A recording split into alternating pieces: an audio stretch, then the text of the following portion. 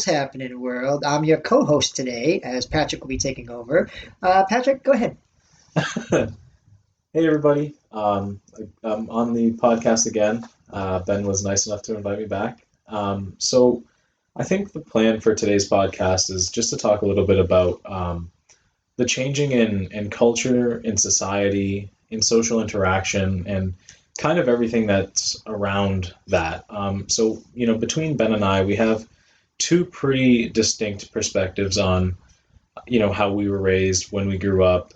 And then I think it would be cool to kind of do a little bit of a reflection on kind of how today's kids are growing up, their social interactions, and what their differences are, and what that means may potentially going forward.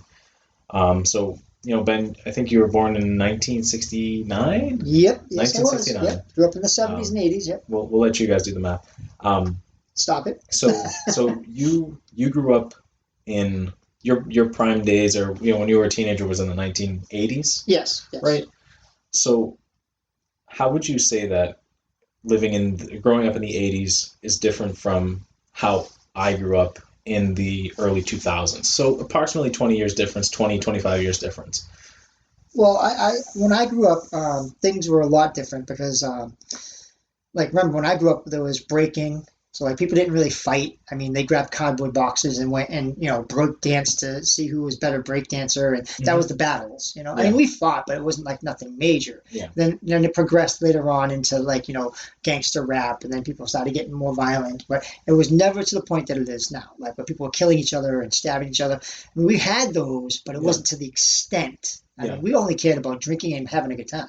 Right. No, exactly. And I think that um, to some extent, when you were in high school or whatever, anything like that, I don't think that anybody was ever staying, like no one ever was in their house. You were out from when you went to school till 10 or 11 o'clock at No, night. yeah. And like I think that today's generation is like so different from that.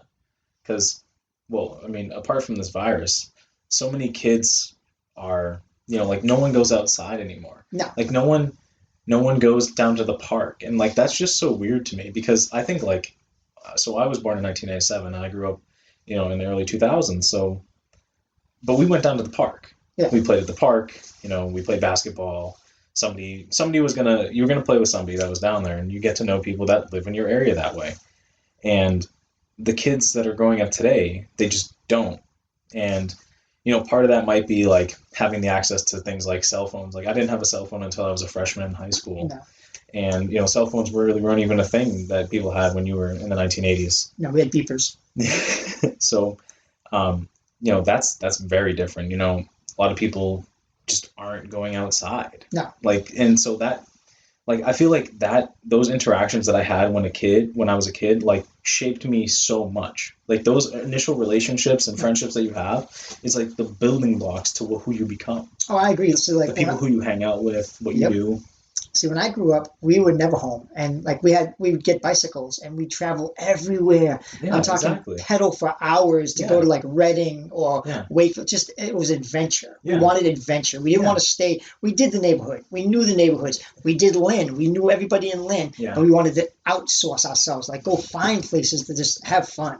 Yeah, me too to some extent. We used to just take our bikes and ride over to like Salem and like ride over to like the McDonald's for something to do, and you just don't really see that much anymore. No. We see the kids on bicycles, but most of them are trying to get in trouble. Yeah, it's kind of sad, really, and maybe that's not necessarily across the entire country, but I feel like a good portion of the population is like, playing video games or like Stuck on their texting their phones. friends, and they go from school essentially to home, and for all intents and purposes, but it's just so different. Yeah, like when I was growing up, if you got on the bus, the bus was so loud you couldn't hear yourself think. I'm sure. I recently got on a bus and people were so stuck on their phones, it was dead quiet, and it was just amazing to me because like there was no interaction, there was no nothing. They were just staring at their phone. They've dumbified themselves. Exactly. It's it's kind of like, I don't know if surprising would be the right word, but in a way it is. It's like, they don't get a better aspect of what's going on around them. They're No. too involved with, the thing in their hand. And I would admit that I think that, sometimes we can be that way. Sometimes people my age can be that way, but it's this younger up and coming generation, which is really the sort of transcendentalist in that way. And I don't know, what do you think that means for the U.S. populace and, tomorrow's leaders going forward? Like, what do you, like, how do you, I mean, obviously not everybody's affected that way. Yeah. And there's, pointing cases in each direction, but like, what do you think that means? See, here's my thing. I have a thing with the fact that this culture, this new generation of children have never had to deal with anything bad. Like 9/11 happened before they were, so point. they've never had true tragedy affect them. Yeah. None. Yeah. So they're making stuff Yeah. to have problems. They're like, all right, well, this is wrong, that's wrong. And it's great. Like you should bring to the attention that this is wrong and that's wrong. But they're nitpicking about stuff that's really stupid and not hitting on the key factors. I mean, they're like, oh, well, Baby It's Cold Outside should be banned. Yet you got Eminem talking about killing his wife. I mean, no offense to Eminem, I like Eminem, but pick your poison. Pick your poison. That was a different time period. So you're sitting there saying, oh, well, this is wrong. They weren't thinking of the stuff you're thinking of. They weren't thinking about like, oh, this is date rape. These people weren't thinking of that. It was a simple song that was just something they sang, but you want to nitpick about it and say, oh, this is this and this is this. But you're going to listen to rap music and people like shoot this guy, shoot that guy, F this, F that, smack that hoe. You're going to disrespect women up and down in rap, but it's okay. But Baby It's Close, that was offensive. I know what you mean. Yeah, it's. I think that's what they call like cancel culture. So like, things are getting canceled, or people who did things 40, 50, 60 years ago. Different time periods. It's I don't know. It's interesting, and maybe some of it does need attention, and there's obviously maybe some sort of exactly, and you need to accept the things that you're doing, and or that potentially something is done, and let it impact the future. I mean, if you look at Germany, they don't hide their Nazi heritage or anything like that, and Germany is a wonderful country. If you sweep something under the rug, all that does is make the rug grow bigger. Yeah, it's still there. The problem's still there. Right. You can sweep it under the rug all you want, but unless you actually lift that rug and deal with it, all you got is a pile of shit. Right, exactly, and I don't know. It's really interesting to see these kids who really haven't had the same sort of social interactions. How are they going to be when they work full time? Like, oh, that's another great thing to bring up. The kids of America today, and people who grew up in whatever Gen Z, I don't know, whatever the newest, like the people who are coming into the workforce now who are 17, 18 years old, awful. They don't know how to work. Awful. They have really bad work ethics, and they prioritize. They want to be on their phone all the time. Yeah. They don't know how to work hard, and it's really sad because it's like, they're either going to learn or they're not. And if they don't learn, then they're never going to be anything. No. And I'm not saying that's everybody, but like a lot. That's a large majority. I work with a lot of young kids, and it's a large majority. Right. They want to be on their phones. Right. And if you ask them not to be on their phones, they sneak off into the bathroom and hide and do it on their phones. Yeah. When we're busy. It's an addiction. Yeah. It's an addiction. Yeah, it basically is. It's an addiction. Yep. I mean, they need to check their social media because they may have missed a tweet or a post on something. See, that's the thing. It's social media. It's so weird. Yeah. It's social media. Why? Listen, go talk to those people. Have interaction. Because when those people are in front of you, most of the time they don't know what to say to each other because they haven't been around. Exactly. It's creepy. It's really weird. It's creepy. Yeah. Like we talked about everything as kids. We talked about everything. Exactly. Like girls, we talked about just things we wanted to do. The things we want to do in life. I mean, we lived life to the fullest. Yeah. And I see these kids now, and I'm like, you're not living life to the fullest. You're sitting on your phone like a freaking zombie, man. Yeah. I mean, get out there and do something. Yeah. You see, I'm 52 years old. I'm doing stand-up comedy. I'm doing a podcast. I'm living life because you know what? It's not that long before it's over. Right. Yeah, it's the strangest thing. It's like you said, a good way like zombies. They're just in their phone. And like another thing I've noticed is like this newest generation. They don't like to talk on the phone either. It's like, I don't want to, like, I'm afraid to talk on the phone. I'd rather text. Like, I work with some people, and it's like, ooh, I don't want to have to call anybody. I would rather just text them because it's easier, right? Because there's no like personality. There's no interaction. And like, so I don't know what that means for the future. And I don't know how, It's robotic. because, eventually, your generation will go on to retirement, and people of your work ethic won't be working anymore. And I feel like my generation is kind of like 50-50. Like, I pride myself on having a good work ethic and, being a worker, but I can speak for other people my age who aren't. Yeah. But it's this newest generation who grew up having a cell phone when they were 5 years old and stuff like that, and being addicted to that screen early, which I never was. See, my thing is my generation actually ruined this generation because we had all this fun and everything, but like when we became parents, it was like we stopped developing the kids like we did. Well, we don't want them to have to go through what we went through. Well, guess what? What we went through made us. It made us who we were. Right. I mean, but we're terrified that we don't want them to experience that. Why not? Right. Exactly, and I think that it's fair to say that like you always want your kids to have The best. an easier childhood, or like to have it easier than you, but is what you're doing really easier, or is it setting them up for failure down the road? Like I was spanked as a child. I was disciplined. My mom and dad spanked me. And I'm not saying beat the kids. I would never say anything like that. I did not spank my daughter. Yeah. I disciplined her. I put her in the corner. But parents are so afraid to discipline their kids. Yeah. And it just aggravates me when I'm at work because I hear these kids talking to their parents, like swearing at their parents. I can imagine that. No, my mother would kill me. Like, and she didn't care if someone was there. I get whooped right in front of people. Like, she'd drag me outside and beat me. But I deserved it. Because if I swore at my mother, I deserved it. My father would have stuck soap in my mouth and I would have been farting bubbles for fucking 20 years. You don't swear at your mom, man. No. Telling them what they're going to eat. I mean, I wouldn't have been beaten as a child, but I certainly would have been scolded, and you respect your parents. Right. Are you kidding me? Mine was stand in the corner. I tell my daughter go stand in the corner. Yeah. My parents my parents spanked me. With anything they could get. But it was a different time period. Right. And it wasn't abuse. Everybody's like, oh, it's abuse. It wasn't abuse. My father did not try to kill me or cripple me for life, but they let me know when I was wrong. Yeah. And and that's why Your generation, the generation before that, and like the boomers would be before that, like those are all really good generations. Like the boomers built America that it is today. I mean, and they're still in high places, like people like Bill Gates and stuff like that. And obviously like the Congress and everybody is full of old people in their 60s and 70s, and they were raised different. Yeah. They just raised different, and they think for themselves, and they learn how to work, and they have their own, intelligence, and they don't have to, go and get instruction from anybody. They do their own thing. Right. And that's something that today's young Americans are missing. Now, that's the basis of most, our government has mostly been like that. Like if you look at all our leaders, they're mostly in the older, like 70s, 60s, 70s. I mean, half the time you think they're not going to make it. You're like, oh, they got to elect your president. Yay, not going to make it. Yeah. Like most people are betting on Biden not to be there. Yeah. Kamala Harris. Yay, Kamala. yeah, she might end the presidency. Right? I mean, but you're right though. Like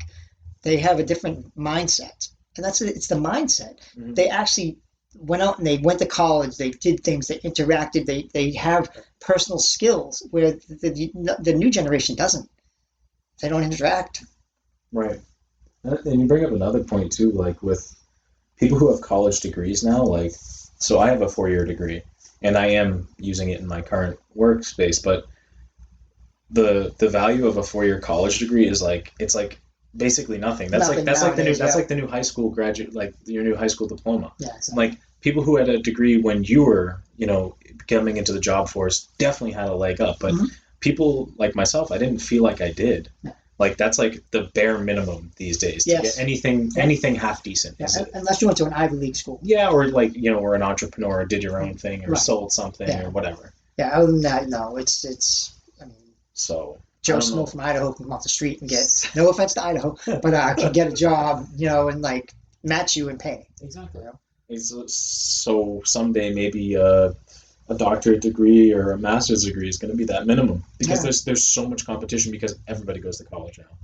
Everybody has a degree. Right. And I don't know. Like we're talking about school, and like with the whole COVID thing, the children are so far behind, like education wise and personal skills. Like 100% social skills. Yeah, that's where you go to meet your like social skills. You know, to interact. You know, and like yes, bullying happens. I'm sorry, it does happen. I was bullied as a child, and me and my bully became good friends. I mean, and I'm not saying bullying is okay because it's never okay, but it happens. I mean, because you're going to have the poor kid that, you know, or the big kid that's going to be a bully. I mean, it's just, that's the way life goes. You just got to deal with it and, you know, move on, because you're never going to see those people again.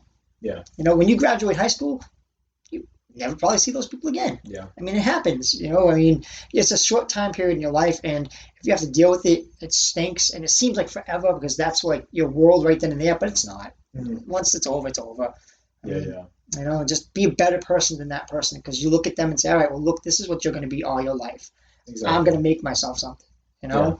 Yeah. And one day they'll be applying to work at your company or something. Yeah. Like, but I think it's interesting when you're talking about these kids who are in their formative years in elementary school, second, third grade, whatever, you know, and they're remote learning, and they're not face to face with these kids. They're not, you know, sharing snacks or, you know, throwing paper at each other. Like they're missing out on such eating glue. Yeah, eating glue or pushing someone down a flight of stairs, pulling the hair. Yeah. So it's like, how are these kids? How are they gonna be in the future? It's gonna be sad. Like, I don't know if they're gonna have, you know, mental issues. Like, obviously, I think that, you know, it would be easy to say that they would have maybe potentially something wrong with them, because it's like they're stuck inside all day. They can't see their friends, and like you may not realize, but you spend so much time at school when you're a kid. Right. You know, like 8 to 2:30 every day. And it's been very stressful on parents. Like it has been. But see, the thing with parents is, like, you know, it's so easy for them to ship them off to school, sit them down with their iPad, sit them down with the phone. So they never actually, like, no offense to parents, but you didn't have to deal with your kids. Yeah. You didn't have to. Now you got to deal with your kids. Now you got to deal with your kids, and it's been a rough patch for parents now. That, you know, because they have to like actually do stuff, like, you know, just put the kid down in front of the computer and like make sure that they're doing their courses, and, you know, it's more of a on-hand thing where before it was easy for parents to just be like, all right, send them off to school. Send them off to school. All the responsibilities on the school. Yeah. You know, yes. And it's like 50-50. Now it's like back in the 1800s where the parents actually have to step up and be like, all right, I got to be the teacher. Yeah. You know, and it's a role reversal kind of, you know. It's really weird. Yeah, it's very strange, and it's hard for parents. I have nothing but mad respect for you parents. Don't think I'm making fun of you. I'm just saying it's a role you haven't been had to have in years, and now that it's thrown on you, it's been really hard for you guys. Right? I mean, and it's, you know, and then you actually look at what the kid's learning, and you go, hey, wait a minute. I think they don't need to learn this stuff, or this stuff's stupid. Or, hey, you know what? My kid could probably learn more than that, you know? Yeah. So you actually get to see exactly what the child's learning and the progress they're making, you know? And, you know, little Billy Genius might not be little Billy Genius. Billy Genius might be like, you know, coloring the lines, you know? Just saying, you know? Toot your kid's horn, but the kid horn might not be that great. Yeah, that's right. I mean, there's a lot to kind of take in from this populace that's growing up in America right now. So not only are they the age of technology where they've had their phones since they could walk and talk, and if not their phone, but always playing on their parents' phone. So from a young age, these kids are learning to not only use the technology, but to be dependent and even possibly, like I said before, like addicted to it. So, and if you know, kind of partner that with, you know, this virus that's been going on for over a year now. So these kids have been going to school, you know, on their computer at home every single day, and, you know, kind of doing the same thing and not being able to see their peers. That's got to be so hard on kids, and how it's going to affect them going forward, I don't know. I don't know. Yep. You know, another thing is, I think this generation with their phones and the computers and everything, they're waiting for the next big thing. They think that they're going to be the next millionaire. That's why they don't work as hard, because they think that it's going to be easy money. I'm going to go on TikTok and make a video. It's going to go viral. And I'm going to make millions of dollars. They're stuck in this weird loop that they think that the easy money is going to come flying to them instead of actually wanting to put the effort into making the money. That's what drives me nuts. It's like, look, it might happen. You might be, but don't put all your dreams into that. Go out there and live life. Go out there and work, get a work ethic. And even if you make all that money, you're just going to fall into the same loop that NBA players, NFL players, winners. Yeah, anybody that gets that money real quick, it's all gone. It's all gone. And then at the end, it's like those people who retire from the NBA or NFL, and they're like, well, what do I do for the rest of my time? Right. This money isn't going to last forever. No, I want to do a taco commercial.